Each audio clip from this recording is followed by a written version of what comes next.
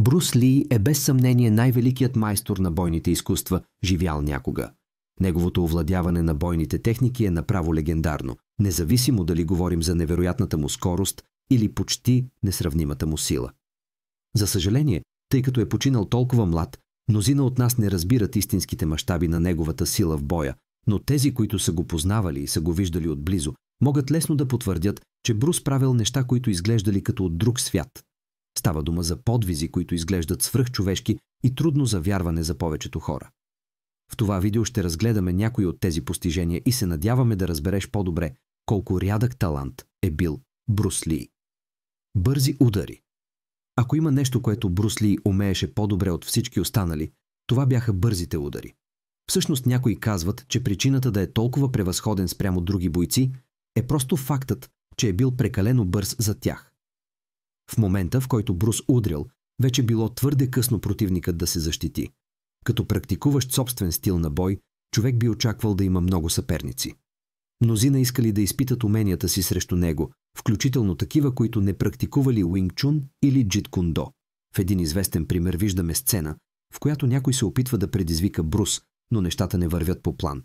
През 1976 година Брус присъства на демонстрация по бойни изкуства, когато се среща с Виктор Мур.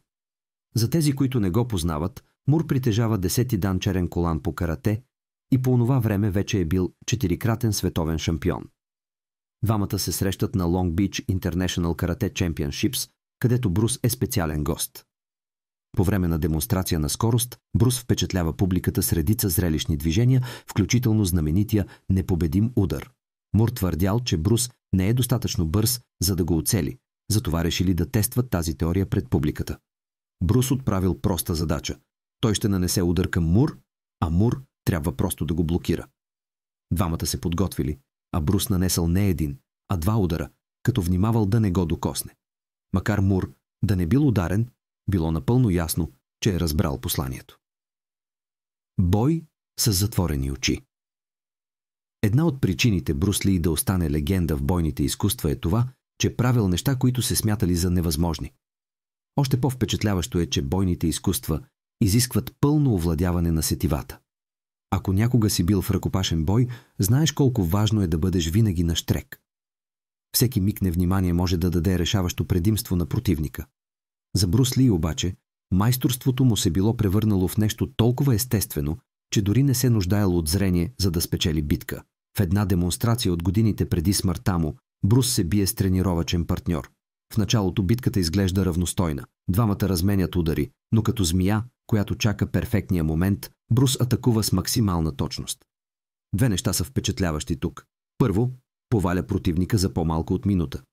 Второ, през цялото време е бил с завързани очи. Можеш ли да си представиш да се биеш с затворени очи?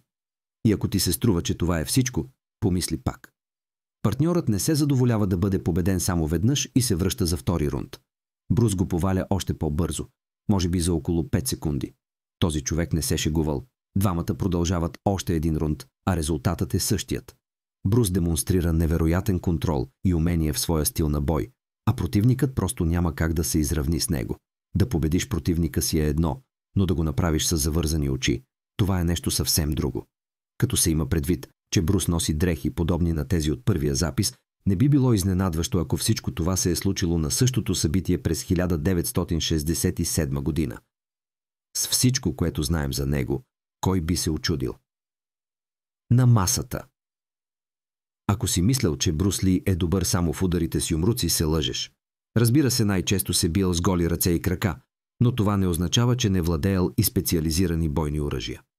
Когато ставаше дума за оръжия, любимите му били прочутите нунчаку, традиционен азиатски инструмент, състоящ се от 2 дървени палки, свързани в краищата си с къса метална верига или въже. Поради формата си, нунчаку са изключително трудни за използване за повечето хора, но Брус Ли със сигурност не е бил обикновен човек. Виж този пример. В кадри от снимачната площадка на филмова продукция, Брус се изправя срещу противници с нунчаку. Би си помислил, че предстои бойна сцена. Но не. Брус ги използва, за да играе тенис на маса. Осъзнаваш ли колко безумно е това? На първо място, тенисът на маса е игра, която изисква скорост, сила и невероятна координация между ръка и око. За повечето професионални играчи дори само да поддържат ритъма с обикновена хилка е изключително трудно, но за Брус това не представлявало никакъв проблем. Въпреки че нунчако е опасно оръжие, той го управлявал с такава прецизност, че го използвал без усилие вместо хилка за тенисна маса. Той бил толкова добър, че играл срещу двама противници едновременно, само с нунчаку, и въпреки това успял да спечели. Честно казано, ако не бях видял с очите си, вероятно нямаше да повярвам, че видеото е истинско. Фактът, че Брус можел да прави това, запазвайки равновесие и без да се удари сам с оръжието, е вече впечатляващ. Но да победи двама добри играчи едновременно издига всичко отвъд границите на реалността. Невероятни тренировки. Абсолютно невъзможно е за когото и да било да достигне нивото на майсторство в бойните изкуства, което Брус Ли постигнал без интензивни и изключително строги тренировки. Брус знаел това и никога не се плашал от тежката работа. Всъщност, когато вече бил признат майстор в световен мащаб, се говорило, че провеждал тренировки толкова интензивни, че мнозина се питали дали не е свръхчовек. За да разберем по-добре тренировъчната му рутина, трябва да разгледаме стила му на бой. В началото на кариерата си бил обучаван от легендарния Ип Ман в Хонг-Конг. В продължение на години изграждал майсторството си в легендарния стил Уинг Чун, учейки директно от Ип Ман, а по-късно интегрирал тези уроци в собствена форма, която започнал да развива в началото на 60-те години. Въпреки това, Брус никога не бил напълно доволен. След една силно медийна битка с Лонг Джак Ман, той решил, че не е удовлетворен от резултатите. Основната причина била, че битката продължила твърде дълго, въпреки че според повечето източници Брус в крайна сметка победил. Той решил, че традиционните стилове на бой станали твърде сковани и следователно неефективни в реални бойни ситуации. Като решение през 1967 година създал Джи-Кю-2 – стила без стил, както го наричал Брус. Това изисквало напълно да промени методите си на тренировка. Започнал да вдига тежести за сила, да тича повече за издръжливост и да се разтяга правилно, за да подобри максимално гъвкавостта си. Тренировките за сила на Брус Ли били изключително интензивни. Той упражнявал ударите с юмрук и ритниците си толкова често, използвайки боксови чували и тежки възглавници за удари от по 100 кг, че почти ги късал. Само погледни тази сцена, в която удря тренировъчна възглавница. Ясно се вижда колко сила влагал в удара, толкова че отблъснал човека, който държал възглавницата с няколко крачки назад. Същото важало и за тренировките за юмрук. Според някои източници използвал специални боксови чували, по-тежки и по-плътни от обикновените. Тази тежест обаче имала малко значение за Брус, който почти ги изтръгвал от стойките им с силата на ударите си.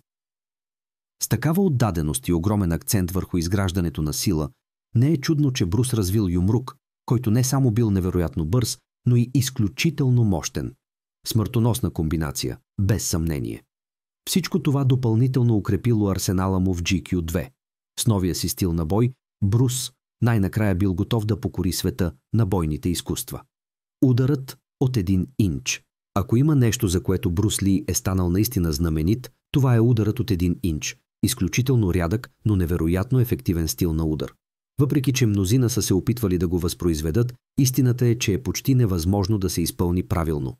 Ударът от 1 инч е точно това, което звучи. Брус Ли стоял на изключително малка дистанция от противника, около 1 инч, т.е. 2,5 см, и нанасял опустошителен удар в зоната на торса. Това, което правило тази техника толкова известна, бил фактът, че сякаш нарушавала законите на физиката. Помисли си, когато удреш някого, имаш нужда от определено разстояние, за да генерираш необходимия импулс. При удара от 1 инч, Брус действал напълно различно.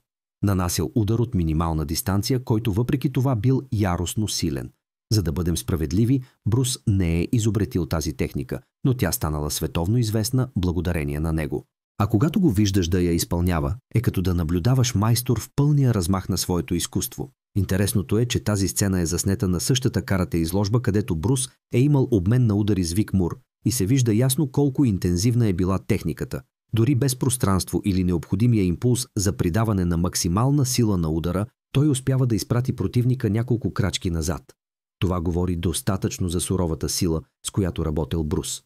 И вероятно се питаш, какво се случва, ако Брус наистина има достатъчно импулс в удара? Именно за това той демонстрира и удара от 6 инча. Въпреки че техниката не е толкова известна като удара от 1 инч, тя остава впечатляваща. И за да я оцениш истински, Трябва да видиш тази сцена от същото събитие.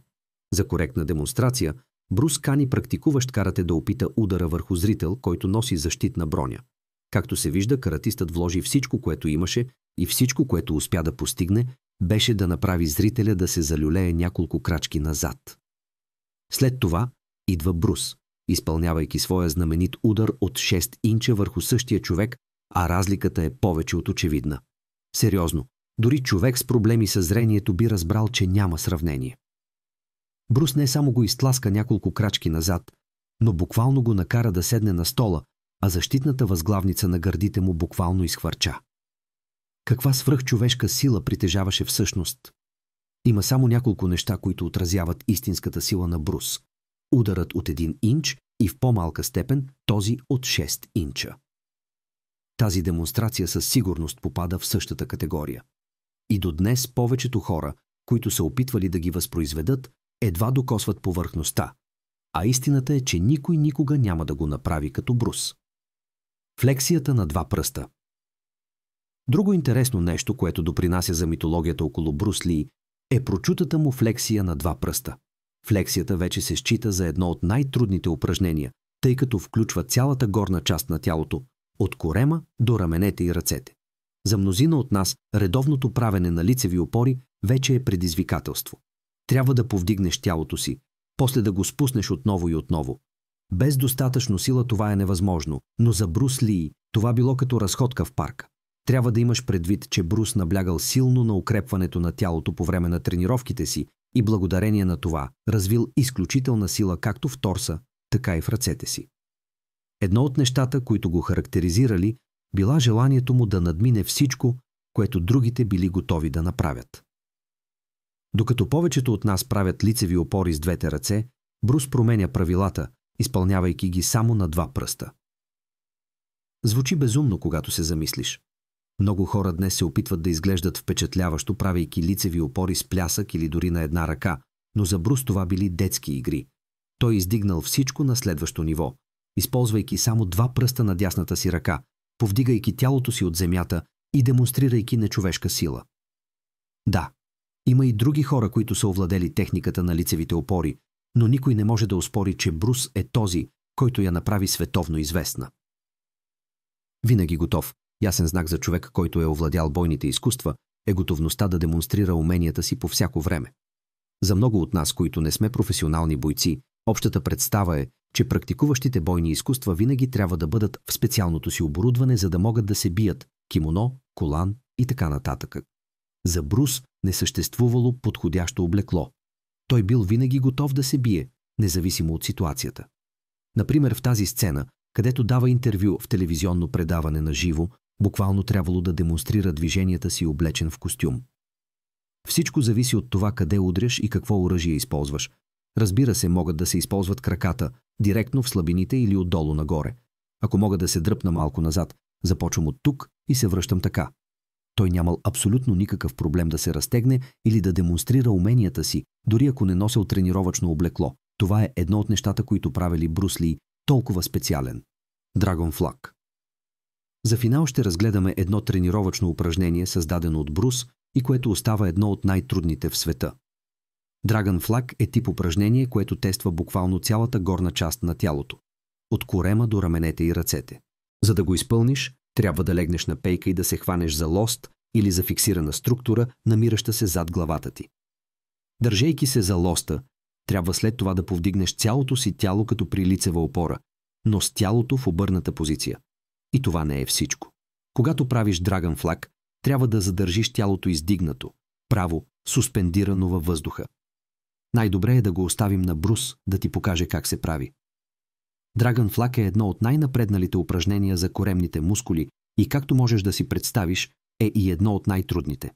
Наречен е така поради Брус – драконът, като препратка към знаменития му прякор, а флаг – знаме, заради позицията на тялото, което стои изпънато като знаме на мачта. Поради трудността му, драгон флаг се практикува само от напреднали атлети, които имат голяма издръжливост и силна психическа нагласа.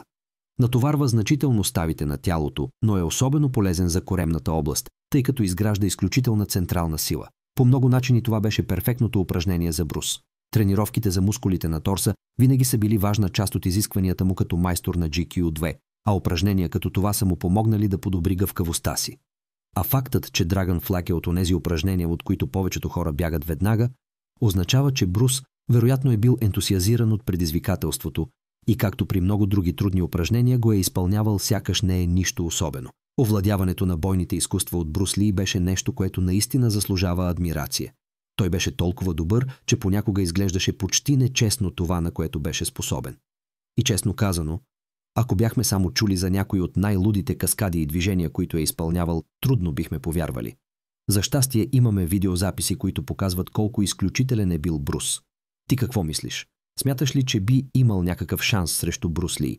Би ли могъл да изпълниш някои от движенията, които правеше той? Напиши ми в коментарите. Не забравяй да се абонираш за канала, за да не пропуснеш нито едно бъдещо видео като това. Благодаря, че гледа и ще се видим следващия път.